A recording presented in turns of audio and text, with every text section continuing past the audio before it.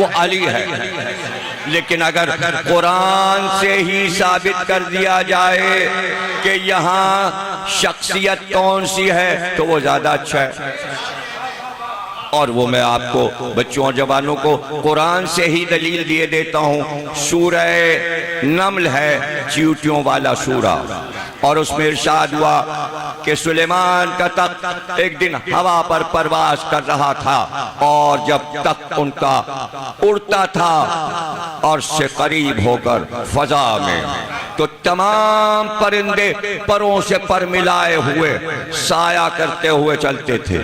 यानी जिस वक्त वो निकलते थे तो चरिंदों परिंदों दरिंद नीचे सारे दरिंदे दौड़ते हुए चलते थे। तख्त के नीचे नीचे सारे चरिंदे परिंदे खाना पीना छोड़ दे, सुलेमान की सवारी निकल रही, इसलिए कि उनका बादशाह है। अब वो कोई काम नहीं करेंगे, यानी उनका काम सिर्फ ये है कि बस अब तख्त के साथ चलना है। और 3 मील लंबा तख्त था, और उसी के ऊपर सारे अहले दरबार बैठते थे, कुर्सियां रखी होती थी और उसके ऊपर सब बैठे होते थे, और वो तख्त उड़ा करता था।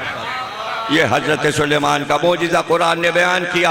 और सारी रियाया 3 मील लंबा तख्त है, सारे ओहदेदार मनसबदार वजीर आजम सब तख्त के ऊपर बैठे, कुर्सियां लगी, सुलेमान का तख्त लगा, और परिंदे सारे आकर साया कर लेते थे, और 3 मील तक ऐसे पर्दा किए रहते थे कि धूप नबी अल्लाह पर ना आए। सिर्फ अल्लाह को यह दिखाना था, चूंकि सुलेमान ने ऐसी हुकूमत मांगी थी कि हर मखलूक पर हमारी हुकूमत।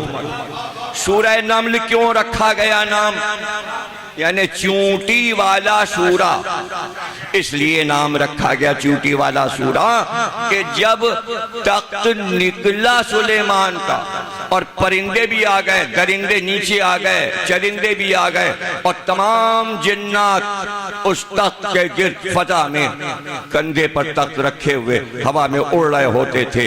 इफरीत, इफरीत का नाम भी कुरान ने लिया, ये कुरानी नाम है इफरीत। वो भी होते थे जिनको हिंदी में तर्जुमा करते हैं देव, अरबी में उसे इफरीत कहते हैं। वो भी होते थे, इफरीत भी होते थे, जिन्नात भी होते थे, और सब तख्त के गिर चलते थे, और फजा में तख्त बुलंद रहता था। ऐसे में कई लाख और करोड़ चूटियां जो थीं वो चर रही थी, यानी अपने दाने को जमा कर रही थी बिलों के गिर। जंगलों में जगह जगह चूटियों के बिल होते हैं, तो चूटियों के सरदार ने चूटियों से कहा, अब ये कुरान में बयान हो रहा है, इसलिए चूटी नाम सूरा का हो गया कि चूटी बात कर रही है, और अल्लाह चूटी के नाम पर पूरा सूरा कर रहा है। हालांकि उस सूरे में तख्त सुलेमान का जिक्र है, परिंदों का जिक्र है, दरिंदों का जिक्र है, जिन्नात का जिक्र है, लेकिन सबसे छोटे कीड़े का जिक्र किया। यानी बताना यह था कि वो छोटा कीड़ा जो है उस पर भी सुलेमान हाकिम है,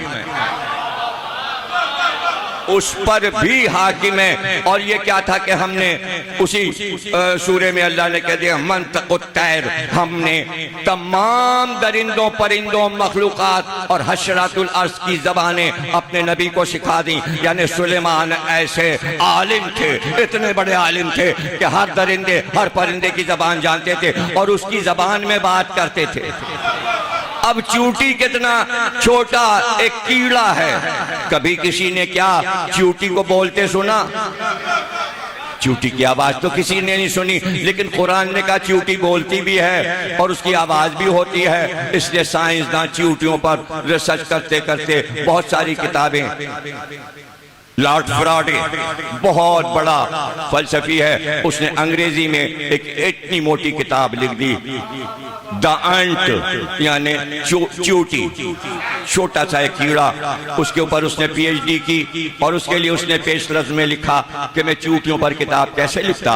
तो मैंने एक जंगल में एक कुआं तलाश किया और पता चला कि उस कुएं के गिर्द बहुत सी चूटियां रहती हैं। मैंने अपना बिस्तर वहीं कुएं के पास बिछा दिया, वहीं खाने पीने का सामान रखा, खुद ही मैं पकाता था, खुद ही खाता था कि मुझे चूटियों से दोस्ती करना पड़ी।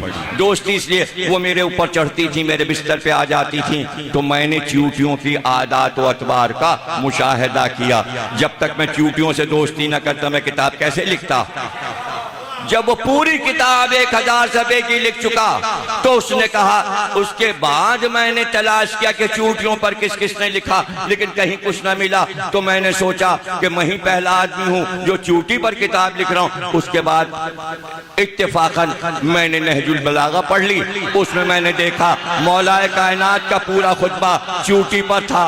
जब मैंने वो खुतबा पढ़ा तो मैं हैरान रह गया कि मैंने तो चूंटियों के पास बैठ के पता लगाया, अरे ये कौन सा इंसान है जिसने चूंटियों की एक एक अदा, एक एक बात अपने खुतबे में बयान मिंबर सलूनी पर